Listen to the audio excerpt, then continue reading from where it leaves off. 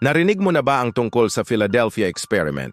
Ang di umano'y secret military test ng US Navy na nauwi sa time travel at teleportation.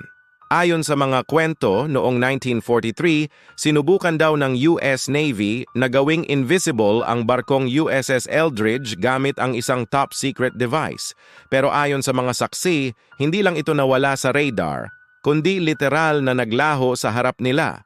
May ilan pang nagsasabing lumitaw daw ang barko sa ibang syudad, ilang daang kilometro ang layo, bago biglang bumalik. Ang mas creepy? Nang matagpuan ulit ang barko, may mga tripulante raw na nakadikit sa bakal ng barko mismo, parang tinunaw sa metal. At yung iba nabaliw o nawala ng walang bakas. Hanggang ngayon, walang opisyal na kumpirmasyon. Classified pa rin ang karamihan ng dokumento. Pero may mga naniniwala na ito raw ang unang eksperimento ng gobyerno sa time travel at teleportation. Totoo kaya ang Philadelphia Experiment? O isa lang itong urban legend na tinago sa ilalim ng top secret? Ikaw, maniniwala ka ba? O mas pipiliin mong wag mo nang alamin?